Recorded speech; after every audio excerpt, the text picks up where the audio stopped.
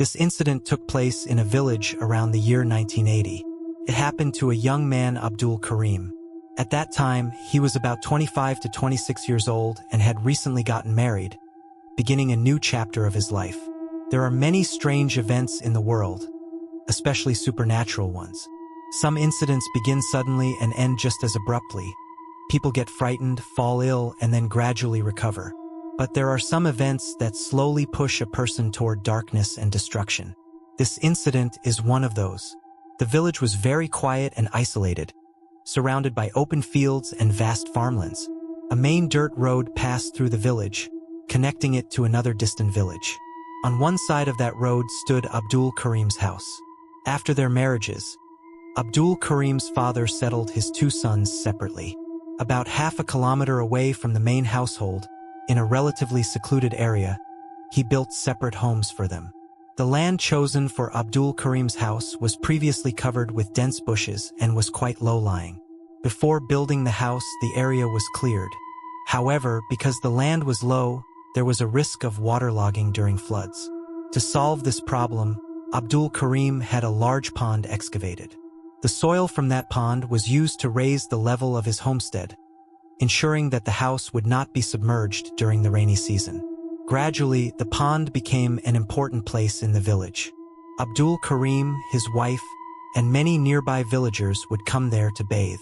During the daytime, the pond appeared completely normal. Calm water, gentle breeze, and the familiar surroundings of rural life.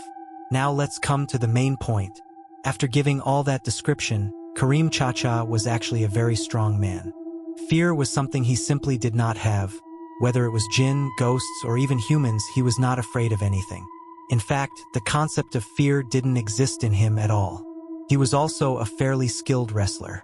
He had immense physical strength and used to wrestle in many places. No one could really defeat him in wrestling. So one day he was working in the field. Many people were working there. While working, he suddenly said to someone he knew, his friend named Babul, "Hey Babul, will you wrestle with me?" Babul was surprised by this sudden proposal. They were working in the field, and suddenly he was being asked to wrestle. So Babul did not agree. But Karim Chacha kept insisting, saying, "What, are you scared to wrestle with me? You won't be able to handle me. You don't have enough strength." Even then, Babul didn't say much. The reason was he was genuinely afraid because Karim Chacha was extremely strong. He thought that if they wrestled, Karim Chacha might hurt him. So out of fear, Babul stayed quiet. But because of Karim Chacha's repeated requests, Babul finally said, "All right, fine. We're working in the field now, so we won't wrestle now. Tomorrow morning I'll come to your house and call you. Then we'll wrestle, take a bath, and afterward come back to the field for work." Karim said, "All right, fine. Let's do that. Tomorrow morning we'll wrestle." So it was settled between the two of them that they would wrestle the next morning. Anyway, what happened next is that in the evening, it rained quite heavily that night. The rain continued from evening and stopped around midnight. It was the rainy season at that time. After the rain stopped, the sky became completely clear, cloudless. Many stars were visible in the sky. Sometimes we see only a few stars, but when the sky is clear, we see many. That night, there were countless stars, and the moon was also shining brightly. The entire courtyard and even the surrounding areas were clearly visible in the moonlight. That night, Karim Chacha did something different. He did not sleep inside the room with his wife. Their house had a veranda, and there was a wooden cot placed there. The veranda didn't have any fence. It was just an open resting place. That day, he told his wife, "Tonight I'll sleep outside." His wife asked, "Why?" He replied, "Nothing. I'll just sleep outside today. I have a bit of work early in the morning, so I'll leave at dawn. That way I won't disturb you." His wife thought it was fine and allowed him to sleep outside. So that night, Karim Chacha slept outside. The real reason was that he planned to go wrestle with Babul early in the morning. He didn't tell his wife about it because if she heard that he was going to wrestle someone early in the morning, she might get upset. So he kept it to himself so that when Babul came to call him, he could leave quietly without waking her up. If she woke up, she would ask where he was going so early. Because it had rained from evening until midnight, the entire courtyard and nearby roads had become muddy. Karim Chacha didn't know what time it was at night. Suddenly, he heard Babul's voice. Babul came and said, "Karim, get up. Won't you wrestle?" Karim Chacha was sleeping on the cot under a mosquito net. Hearing Babul's call, he woke up and sat up, rubbing his eyes and said, "Oh, you've come? Yes, we'll wrestle. Wait, let me wash my face and hands, then we'll go together." Even though he woke up hearing Babul's voice, Karim Chacha didn't think at all about what time it actually was. He assumed that maybe the far call to prayer had already happened and dawn was near. Now, when Karim Chacha was about to come out from under the mosquito net, suddenly that Babul pounced on him like a tiger and attacked him right there on top of the mosquito net. Karim Chacha was completely stunned by this sudden attack. He couldn't understand what was happening. How could Babul come to his house and attack him like this? Suddenly, sitting on top of Karim Chacha, that Babul started saying, "Karim, you boast so much about your strength.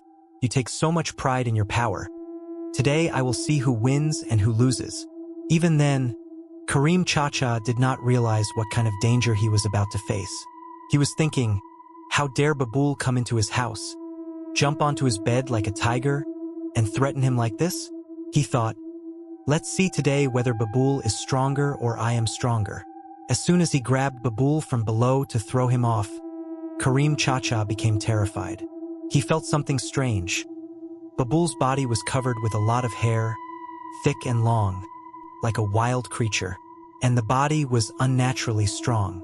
This could not be a human body, and Babul was not like this, nor was he so rude that he would attack him like this without any words. This was not Babul. Karim Chacha kept trying again and again to get up from underneath, but no matter how much strength he used, he could not overpower him. At one point, that creature, calling it a creature because Karim Chacha could not clearly see its face, had already started the attack before he could fully understand anything. However, he was sure that the voice was Babul's.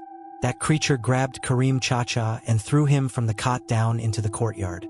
When he fell with a heavy thud, even though the ground was muddy from the rain, Karim Chacha felt a strong pain in his back.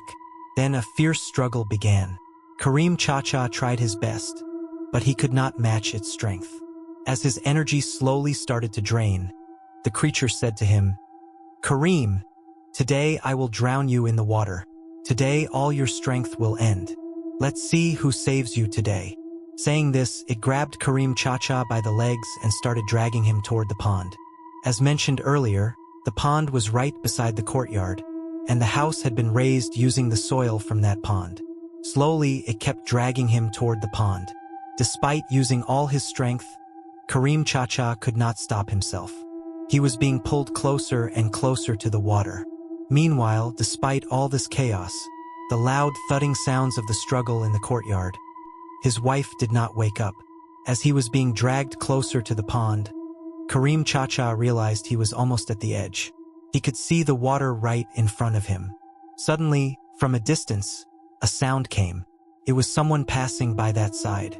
That person had a habit of going out before the far prayer to catch fish. Sometimes, before the call to prayer, he would go out with his fishing tools. That night, he was also out. The far call had not yet been given. As he passed near Karim Chacha's house, he heard a groaning sound coming from the direction of the pond. Hearing that, he wondered what was happening at the pond at such a time. So he moved closer and from a distance called out, "Hey Karim, what are you doing by the pond?" However, that person did not see the creature, the one in the form of Babul. At that moment, Karim Chacha heard the creature say, "Karim, today I couldn't finish you, but I will meet you again. And the next time we meet, you will not survive." Saying this, it disappeared.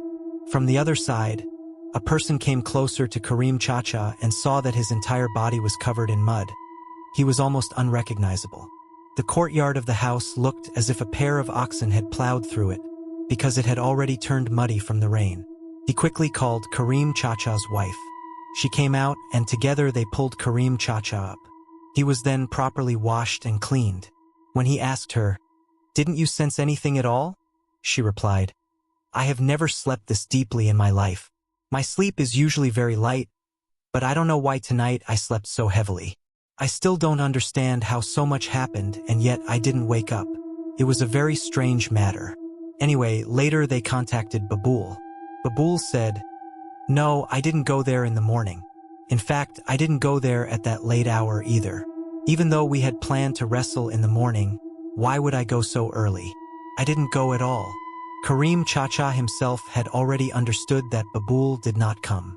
Someone else had come in the form of Babul, and it was with that entity that this terrifying incident had occurred. Dear listeners, after this incident, Karim Chacha remained ill for quite a long time. Slowly, he recovered. He did not undergo any spiritual healing. He recovered gradually with normal treatment. However, the strength he had before that night, the strength to wrestle and defeat others, was no longer there afterward. He had suffered severe back pain from being thrown off the cot. Because of that, his physical strength never returned. He became quite weak, and his body seemed somewhat broken. But his courage never diminished. His bravery remained the same as before. Anyway, dear listeners, the story does not end here. There is another terrifying part still remaining, which I will now tell you. Because that horrifying creature had told Karim Chacha, "Karim, I will meet you again, and the day we meet again will be your last day." 8 years passed after that incident in 1980, meaning it was now 1988. The devastating flood that occurred across the country that year had already taken place. Karim Chacha had a sister, and she was married in Parkasholi village. There is a small river running between two villages. On one side is Parkasholi, and on the other side is Kushali. At some point, Karim Chacha went to visit his sister's house. The exact reason is unknown, but it is assumed that he went after hearing about some illness or urgent matter. After visiting, he was returning home. He crossed from Parkasholi to Kushali by boat. It was still daytime when he set out, but as he continued walking from Kushali, night fell. While walking, he reached a place called Borni Bayer. When he arrived there, he could not find any boat. Since there was no boat available, he thought that he could not go back now. The distance across the Bayer was not very large. It was small enough that he had the strength to swim across it without much difficulty. So he thought that he would swim across. At that time, he didn't know what time it was, because he didn't have a watch, and he couldn't really figure it out. So he got down into the Bayer and started swimming. After swimming for some distance, he saw a large area in front of him covered with a lot of water hyacinths. Then he thought if he could gather those water hyacinths together, they wouldn't sink easily. So by holding on to them, he could float and cross comfortably, and it would require less physical strength. With that in mind, while still swimming, he tried to gather some of the water hyacinths together.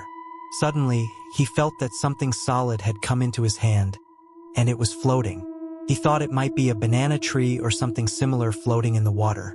Then he grabbed onto it firmly with one hand and kept swimming with the other.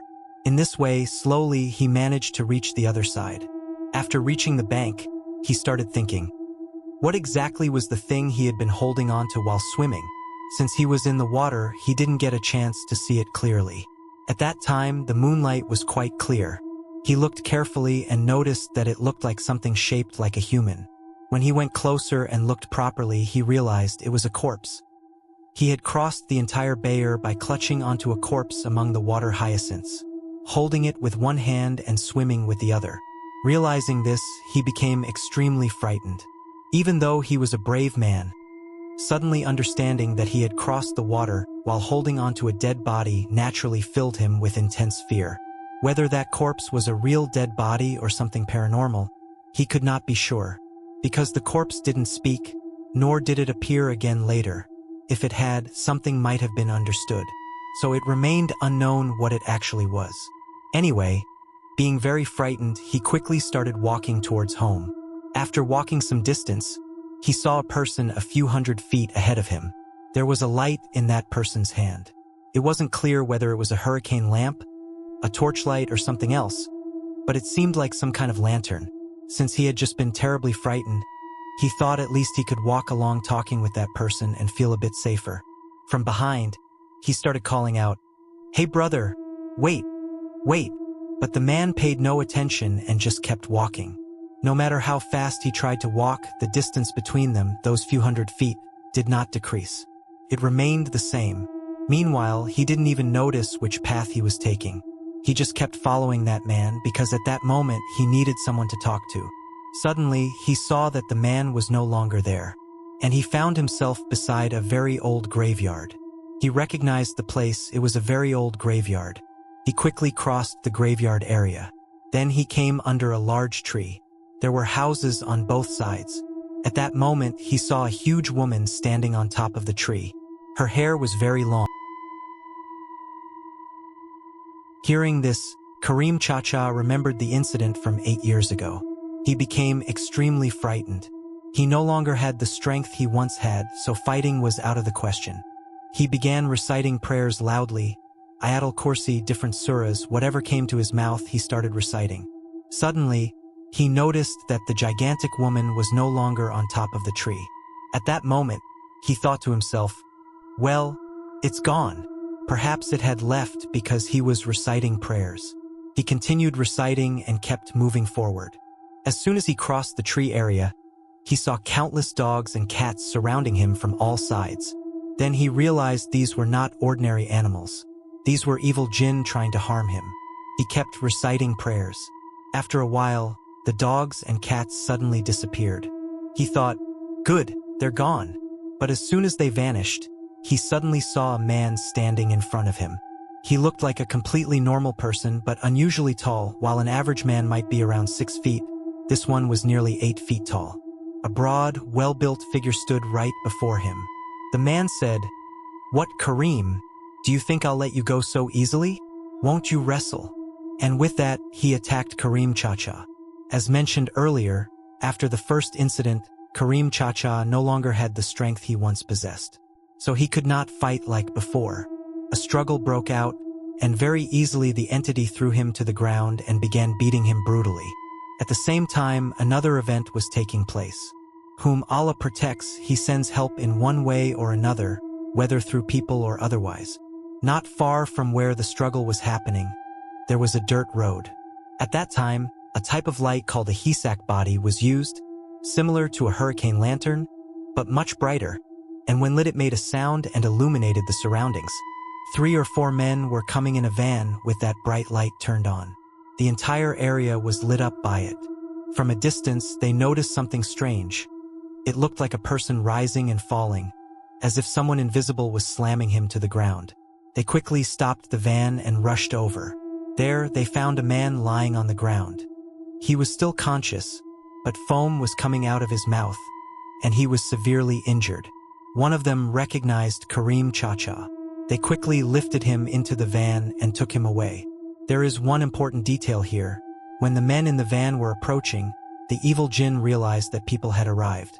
It then said to Karim Chacha, "Karim, you survived again today, but do you think I'll let you go just because I couldn't kill you?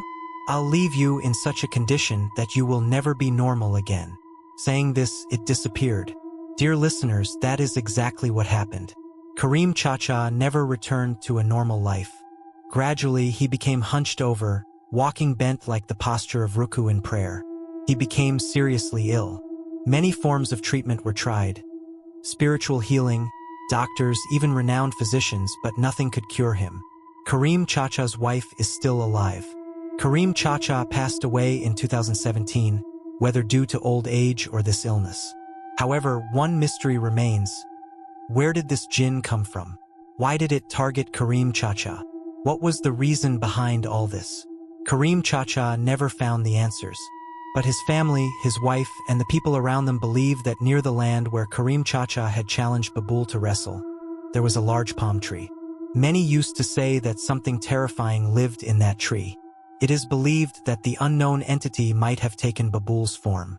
Anyway, Karim Chacha is no more. May Allah grant him Jannah. And so, this story leaves behind more questions than answers. Was it truly a jinn seeking revenge? Or something far more unknown that lurked in the shadows of that old palm tree? Some say certain places hold memories, dark, unseen forces that awaken when disturbed. Perhaps Karim Chacha unknowingly crossed a boundary that should never have been crossed. Even today, locals avoid that area after dark. The palm tree still stands, silent and unmoving, as if watching, waiting. And those who pass by late at night often claim they feel a strange presence, like something unseen is still there, searching for its next victim.